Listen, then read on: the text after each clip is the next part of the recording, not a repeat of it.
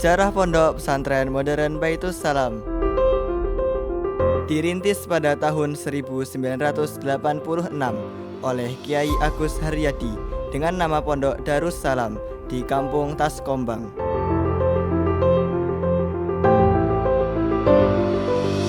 Pada tahun 1988, Pondok Darussalam mendapatkan tanah wakaf seluas 600 meter dengan masjid kuno dan belum memiliki gedung bangunan apapun. Dengan jumlah santri 20, kemudian berubah nama menjadi Baitus Salam.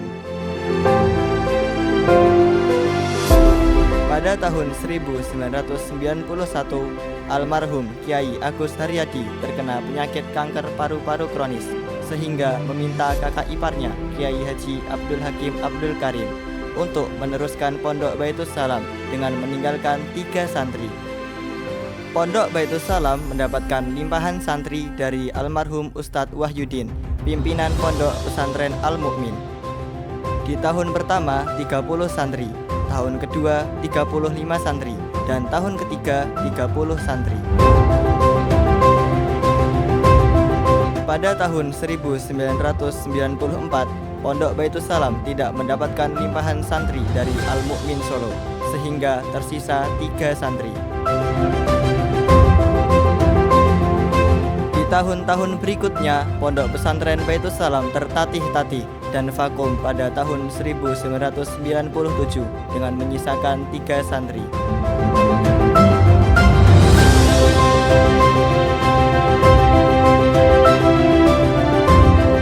Pondok Baitus Salam kemudian berubah menjadi lembaga pendidikan formal, di mana pada tahun 1998 Baitus Salam merintis TK.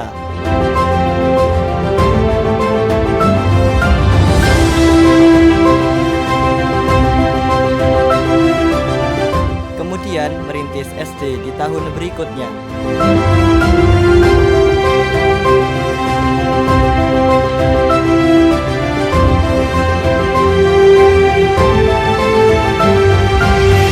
Pada tahun 2005 dan 2006, Pondok Pesantren Modern Baitus Salam mendirikan PAUD dan SD Baitus Salam 2 di Cangkringan. Di tahun 2007, Pondok Pesantren Modern Baitus Salam mendirikan SMP Wajib Asrama.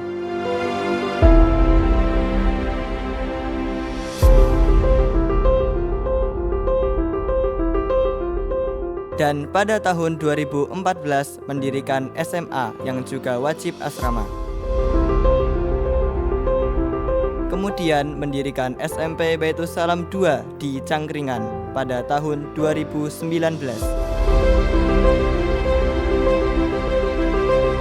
Di tahun 2022, Pondok Pesantren Modern Baitus Salam membuka kembali Kulliyatul Muallimin Al-Islamiyah atau dikenal dengan KMI.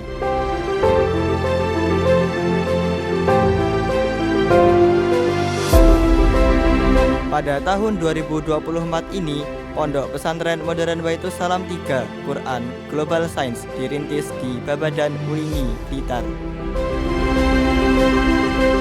Saat ini, Pondok Pesantren Modern Baitus Salam telah membuka jenjang pendidikan dari PAUD hingga SMA dengan total 219 guru dan karyawan serta 2.779 siswa. Pembebasan tanah juga terus dilakukan sejalan dengan kebutuhan pondok. Berawal dari tanah wakaf seluas 600 meter persegi, saat ini menjadi 3,2 hektar yang tersebar di Prambanan, Cangkringan, Gunung Kidul, dan Blitar. Perjalanan panjang Pondok Pesantren Modern Baitus Salam. Baitus Salam hadir untuk kebaikan, menghimpun orang-orang baik yang berniat baik, berpotensi baik, dan berproses dengan baik demi mewujudkan sebanyak-banyaknya kebaikan. Baitus Salam lahir atas kehendak Allah, niat semata-mata karena Allah, berjuang meninggikan kalimat Allah demi menggapai ridho Allah.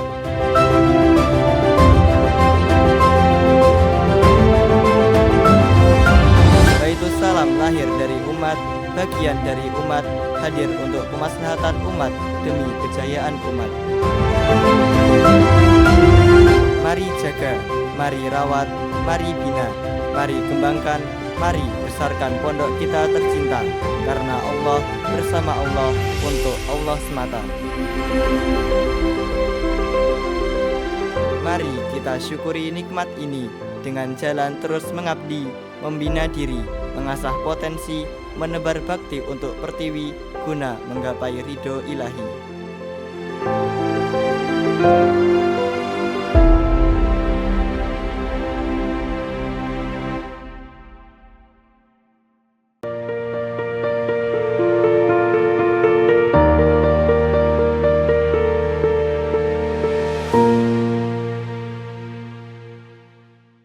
Bismillahirrahmanirrahim. Assalamualaikum warahmatullahi wabarakatuh. Alhamdulillahirrabbilalamin. Innal hamdalillah nahmaduhu wa nasta'inuhu wa nastaghfiruh wa na'udzu billahi min sururi anfusina wa min sayyiati a'malina may yahdihillahu fala mudhillalah wa may yudlil fala hadiyalah. Asyhadu an la ilaha illallah wa asyhadu anna Muhammadan abduhu wa rasuluhu la nabiyya ba'dah. Allahumma sholli wa sallim wa barik ala Muhammad wa ala alihi wa ashabihi ajma'in. Rabbi shrah li sadri wa yassirli amri wa hlul 'uqdatam min lisani yafqahu qawli, amma ba'du. Alhamdulillahirabbil alamin. Marilah kita panjatkan rasa syukur kita atas nikmat yang telah Allah Subhanahu wa taala berikan kepada kita semuanya. Hingga hari ini kita semua dan pemirsa Baitul Salam TV dimanapun berada masih diberikan nikmat, rezeki, anugerah dan rahmat dari Allah Subhanahu wa taala. Tidak lupa salawat dan salam kita aturkan kepada baginda Rasulullah Nabi Muhammad Sallallahu Alaihi Wasallam. Pemirsa Baitul Salam TV dimanapun berada, senang sekali saya masih bisa berjumpa dengan pemirsa sekalian di program Mutiara Jumat yang diselenggarakan oleh Pondok Pesantren Modern Baitul Salam, terdepan, maju, berkembang, dan mandiri. Alhamdulillahirabbil alamin telah hadir di tengah-tengah kita. Beliau adalah Ustadz Rahyan Riznu Sasongko SPD. Beliau adalah Kepala SMP IT Baitul Salam 2 Cangkringan. Mari kita sapa terlebih dahulu. Assalamualaikum Ustaz. Waalaikumsalam. Alhamdulillahirabbil alamin. Alhamdulillah. Bagaimana kabarnya hari ini Ustaz? Alhamdulillah sehat Ustaz. Kita berjumpa lagi. Alhamdulillah. Setelah sekian bulan. Masya Allah ya.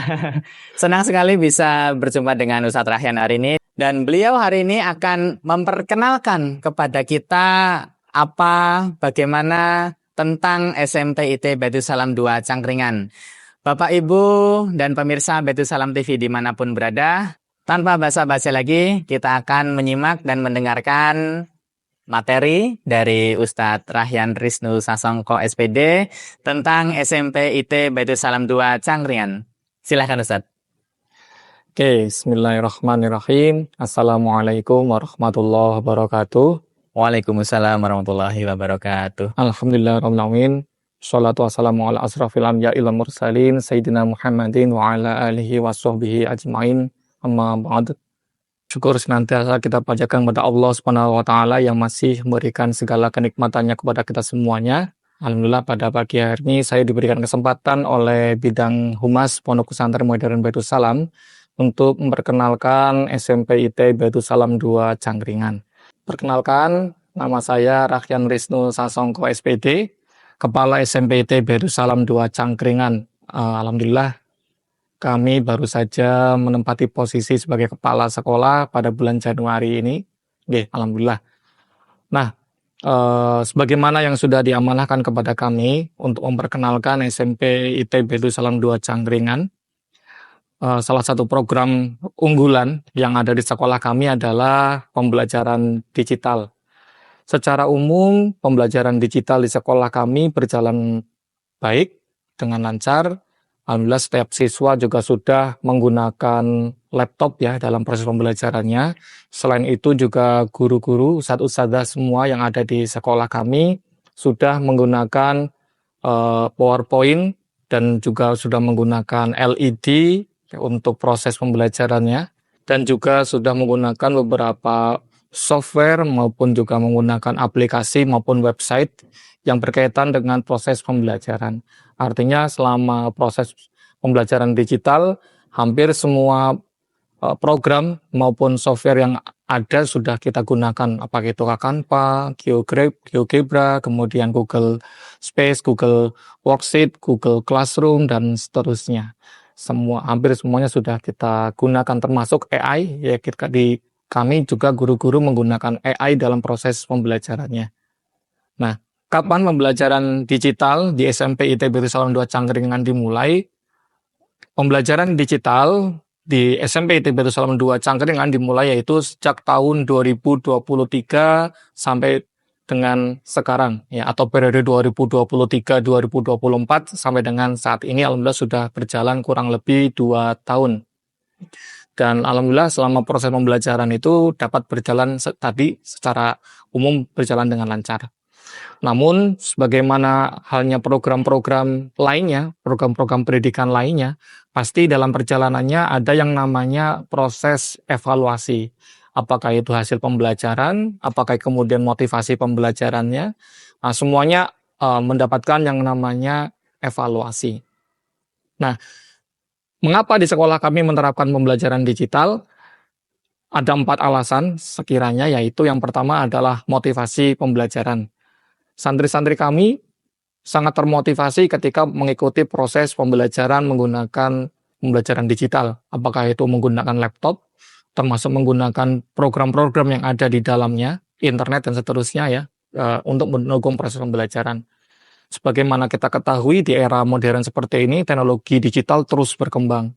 Secara otomatis, manusia pun turut ikut berkembang. Begitu juga dengan santri-santri kami yang turut mengikuti perkembangan teknologi, sehingga dengan adanya pembelajaran digital ini, santri-santri termotivasi untuk mereka berkembang, mengikuti perkembangan teknologi, perkembangan zaman, sehingga proses pembelajaran menjadi terasa lebih menarik ya, dibandingkan dengan proses pembelajaran yang hanya mengandalkan ceramah atau tulis-menulis di papan tulis. Meskipun memang pada dasarnya pembelajaran tulis-menulis di sekolah kami pun tetap dilakukan ya, di hampir semua pembelajaran. Kemudian yang kedua adalah akses internet. Saya kira hampir 100% ya, atau mungkin bahkan 100% siswa-siswa kami di rumahnya memiliki akses internet yang cukup luas. Sehingga dengan adanya pembelajaran digital, perlu diketahui bahwa sekolah kami ini SMPT Baitul Salam 2 Cangkringan bukan sekolah boarding sebagaimana yang ada di Prambanan, unit di Prambanan. Unit di Cangkringan, SMPT Baitul Salam 2 Cangkringan ini adalah full day school, sehingga santri ini pulang ke rumah. Dan ketika mereka pulang ke rumah, otomatis akses internet mereka pun dapat mereka akses dengan lebih luas. Sehingga dengan pembelajaran digital ini, mereka dapat mengikuti pembelajaran dengan lebih optimal. Kemudian selanjutnya adalah retensi materi. Meskipun ini masih menjadi perdebatan ya, bahkan mungkin di negara-negara Eropa banyak yang sudah meninggalkan, termasuk di negara-negara Skandinavia sudah banyak meninggalkan pembelajaran digital. Karena dengan alasan ternyata tingkat pemahaman mereka untuk mengingat proses pembelajaran itu cukup rendah.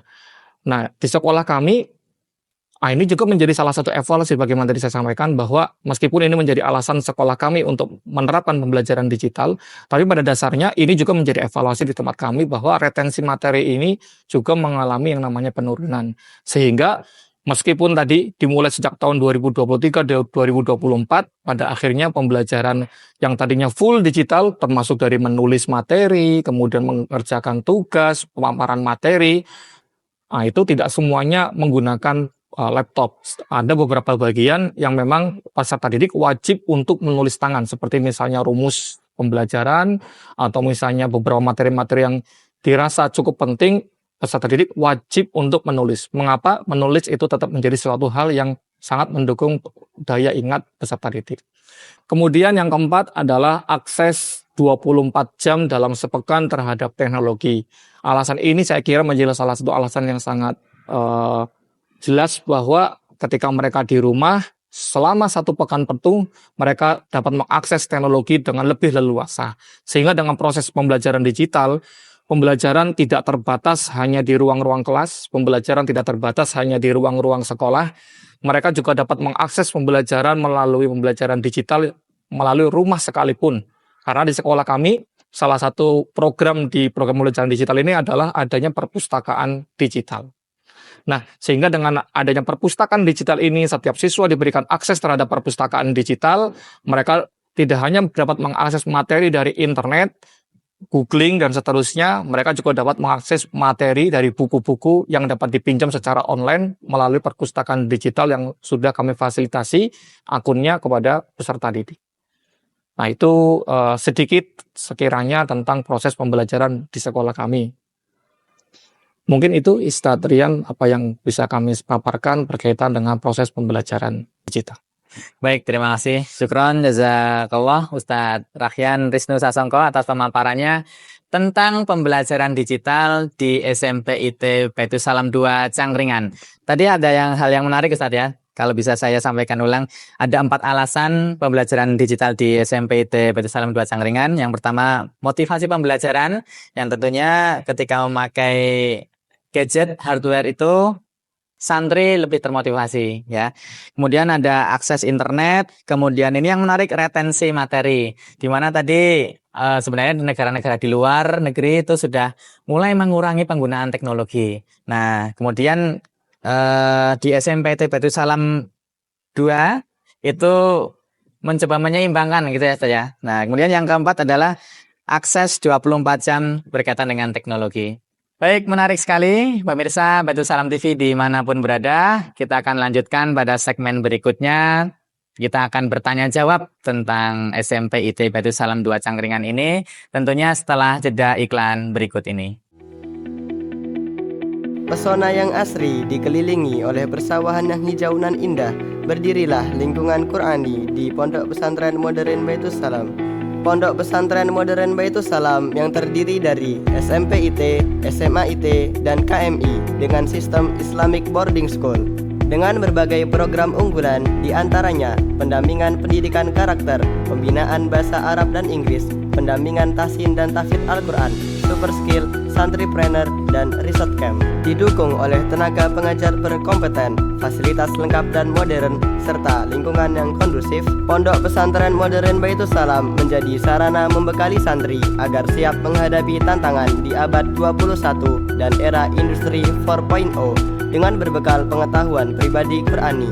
Disertai dengan asas 4 pilar pondok, yaitu pilar Qur'ani, pilar Tarbawi, pilar Ijtimai, dan pilar Lugawi. Daftarkan putra-putri Anda sekarang juga di Pondok Pesantren Modern Baitus Salam melalui situs website santri.baitussalam.sch.id. Pondok Pesantren Modern Baitus Salam, tempat santri berprestasi dan berpribadi Qur'ani. Assalamualaikum warahmatullahi wabarakatuh. Alhamdulillahirrabbilalamin. Pemirsa Baitus Salam TV dimanapun berada, terima kasih yang masih menyaksikan kajian Mutiara Jumat yang diselenggarakan oleh Pondok Pesantren Modern Baitus Salam Prambanan. Terdepan, maju, berkembang, dan mandiri. Kita akan melanjutkan di segmen tanya jawab ya Ustadz ya. Baik, tadi sudah dipaparkan bahwasanya SMP IT Baitus Salam 2 Cangkringan itu sudah melaksanakan pembelajaran digital, baik yang menggunakan hardware maupun software itu. Nah, ini saya mau bertanya Ustadz, kira-kira bagaimana nih rencana ke depannya untuk pembelajaran digital di SMP IT Baitus Salam 2 Cangkringan ini Ustadz? Ya, sebagaimana tadi sudah saya sampaikan berkaitan dengan 4 alasan mengapa SMP IT Baitus Salam 2 Cangkringan menerapkan pembelajaran digital, ya. Salah satu alasan di sana adalah berkaitan dengan retensi materi, yaitu bagaimana kemampuan peserta didik dalam menyimpan materi di dalam memori ingatannya.